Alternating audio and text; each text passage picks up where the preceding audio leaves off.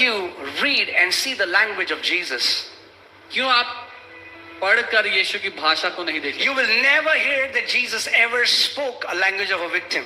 आप कभी भी यीशु के मुंह से बेचारों वाली भाषा नहीं सुनेंगे. He said, I am from above, you are from below. उसने कहा मैं ऊपर से हूं और तुम नीचे से हो.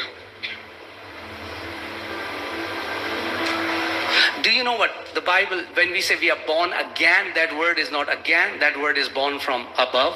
आप जानते हैं जब बाइबल कहती है हमने नया जन्म पाया है तो वो दोबारा पैदा होना नहीं लेकिन ऊपर से पैदा हुए लिखा है. हम ऊपर से पैदा हुए हैं. नीचे से पैदा हुए थे हम सब, मगर फिर ऊपर से भी पैदा हुए. We were all born from below and then we got born again from above. Many Christians just focus on we are going to heaven. Our destination is heaven. बहुत से मसीह लोग का पूरा ध्यान इस बात पे है कि हम स्वर्ग जा रहे हैं, हमारा जो आखिरी स्टॉप है वो स्वर्ग है.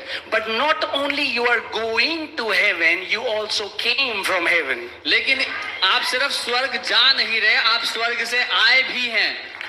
He who is born of the flesh is flesh, but he who is born of the spirit is what? Spirit. वो जो शरीर से जन्मा वो शरीर है, लेकिन जो आत्मा से जन्मा वो क्या है? आत्मा है. Oh, hallelujah. The world is rotting. The world has corruption in it. सृष्टि में भ्रष्टता है और वो सड़ रही है उसकी वजह से. But the Bible says you can escape that corruption. लेकिन बाइबल कहती है आप उस सड़ाव से बच सकते हैं.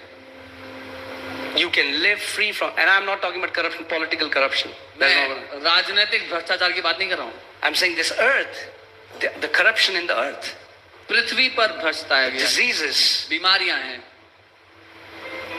People are depressed. लोग frustrated. तनाव में हैं, परेशान हैं.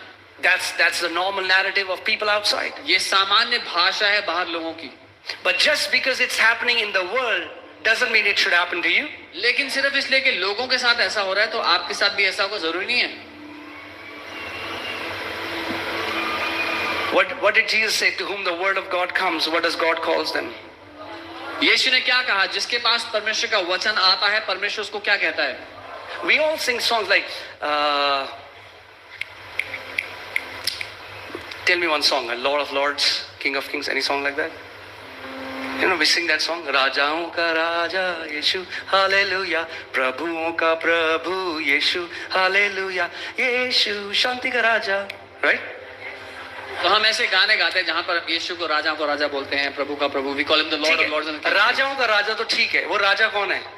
It's okay, he is the King of Kings, but who are those kings? तो यहाँ तक तो ठीक है, मान लेते हैं राजा. अब ये प्रभु कौन है जिसका प्रभु यीशु मसीह है? Who are the lords whose Lord is he himself? What does Bible say? He is the Lord of Lords. Who are these lords? Bible किसके लिए कह रही है कि वो प्रभुओं का प्रभु है? कौन है ये प्रभु लोग जिनका वो प्रभु है?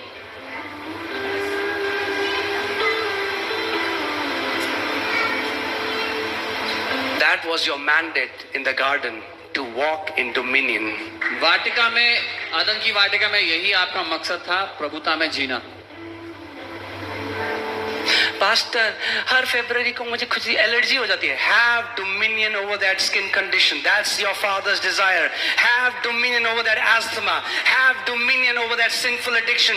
Whatever is trying to take over, you take it over by the power of the Holy Spirit. जो एलर्जी आपको बार बार हर साल हो जाती है, जो अस्थमा आपको परेशान करता है, जो पाप की लत है जो आपको परेशान करती है, उसके ऊपर हावी हो जाओ, उस पर प्रभुता करो. ये आपके पिता की चाहत है आपके जीवन के It's लिए. in your DNA to walk in dominion. ये आपकी बनावट में ही है कि आप जय में जियो.